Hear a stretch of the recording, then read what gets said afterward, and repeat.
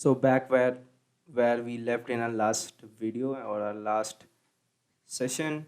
So let's code it out, the logic behind all of these. So while player is equal to false. As I've told you before that this is because I want to run this in an endless loop until you win the game, right? So let's set player to true.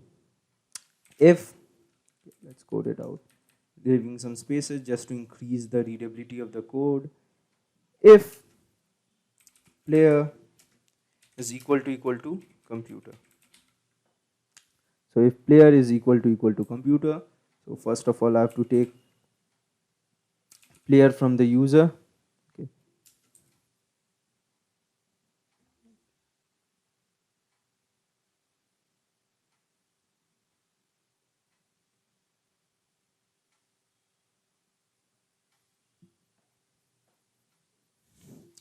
Let's take player from the computer, that is input rock. Let's give some spaces, write it in a good format. So let's write rock, paper, scissor.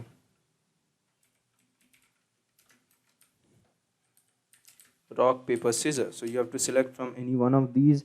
Now if player is equal to computer, then it will be print and tie. So if both the choices, what the player has given and what the computer has set it up for itself, if that's the case, then we are just gonna make this tie. Now that we have over here is computer is equal to paper, rock, scissor. We want randomize int function for this. So what I'm gonna do is in the upside, I'm gonna show you how to create and random int for this. So what we can do is let's assign this to C and let's set computer is equal to C, and in bracket I'm gonna write rand int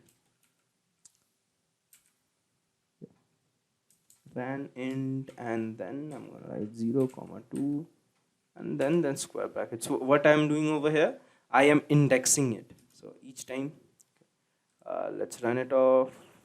Okay, we skipped an parenthesis over here. Name error, C is not defined. Let's define C, and yeah. So every time you have computer, let's print out computer over here for your case. Print computer. So every time you run it out, you will be having a different value in computer. So I was having a list assigned in C, and I was generating a random integer between 0, 1, and 2. Okay. Each time you run it out, a random variable will be assigned into C. And what this will do is it will act as a index for C. So you will get an different value each time you run it. So I have randomized this one and I have taken input from the user. So most of the initial prerequisites are already done. Let's start building or continue building up the logic. So while player is equals to false for this endless loop, as I was telling, and then I was assigning player equals to input. Okay. If player is equal to computer, then it is tie. Okay. I hope that all of these are making sense to you guys. Now let's write elif player is equal to rock. So I have capital ROCK rock. If the player has given rock, then I'll again check if computer equal to paper. Let's check the spelling. We have a capital P over here. So I guess there are no spaces in between. There should be no spaces. So if the player has given rock and the computer has given paper, so you will lose out the game and we will be printing out. Let's print out an nice statement. You lose computer. Okay, I'm just gonna write whatever the user computer has given. You lose Let's write computer covers, that is paper covers your rock. So whatever the player has given. Now let's get back. If elif player has given rock and the computer has given paper, so you will lose. Else, the same statement, I'm gonna write else for every other case. That is, we are left with only one cases. Okay, you might be given with rock, or you if see, first of all, we have given that if both are same, then it's going to be a tie. But if both are not same, then we are going to move into the elif statement. If player has given rock and computer has just suggested paper, then you will lose. So the computer might have just given a scissor, so you are going to win in that case. So I'm just going to copy out this case, print you win. That's it. I'm not going to write a big statement. I'll just get confused on all of that. Okay, so two things are already done. That is a tie.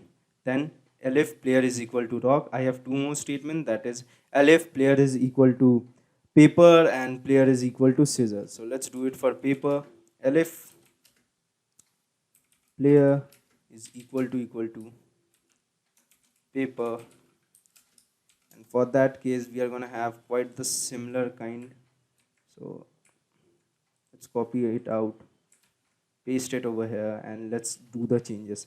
If player has given paper and computer has given scissors, then you are going to lose out the game. You lose, computer covers or cuts, you can write scissor cuts paper, else you are going to win. Okay. And the last case that we are having is if you have given a scissor. So let's take this elif. Elif, you have given scissor. Okay. And if you have given scissor and if the computer has given rock, okay, then you are going to lose. Then it's going to show you that you lose. Rock cuts or rock breaks scissor, else you are going to win. Okay. So after all of these are done, at the end we are going to just write an else statement. Else print enter a valid choice. If the user has given some other choice, so it's going to just show that. And over here right now I'm going to write player is equal to false. I can change that to true. What it will do is player was set to true, but we want it to be false so that it can be on loop. So if you want to change it to true, you can also change it. You are given full permission for that. And at the end, every time you play it, it should be random. So we were having C, and inside of this I'm going to write randint and then 0 comma 2. That's complete our rock paper scissor game. So let's write rock. So we win, and that one has also given us the same thing. If you want to check it out, you can also check it out by writing out the same statement over here. Okay, let's copy out this. Copy this out. If you want, you can just paste it out over here, and it should be working just fine. Right now, I'm not doing much of the changes, but probably gonna do this rock, and over here I'm just gonna change rock and this.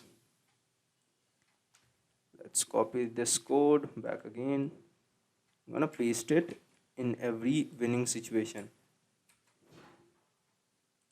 So everything is working fine.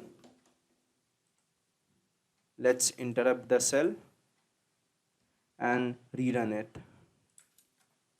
So let's take scissor tie. So it's a tie because both have given the same thing. Let's run it for rock. So you win, scissor and rock. So computer was having scissor, I was having rock, I won. Let's take for paper. So enter valid choice. I guess okay. So it's a capital P, paper. Same thing. If I write for some other thing, let's write paper once more. So again I lose, scissor cuts out paper. So I guess system is taking out scissor a lot of times. Let's take one more scenario, scissor. So it's a tie, so both of them were having the same thing. Now what happens if I change it to true? If I change this to true, and let's interrupt the kernel and let's run it out once more. Let's take paper, you lose, scissor cuts paper. So if you turn this to true, it will just run for once. Okay, but if you turn it to for false, it will be occupied until you want to end this cell out. So that's it for this section. We have successfully built out an rock paper scissors game. We will be adding all of these in a single place. So let's write this one. Let's take full code, that is this random int, and then we were having this. Let's copy out this. Same thing, we had one more thing, we had computer equals to seed and int. Let's paste that over here, and then we had player false initially. So let's write player false in the next line. And then we had the logic building of the game. So let's copy it.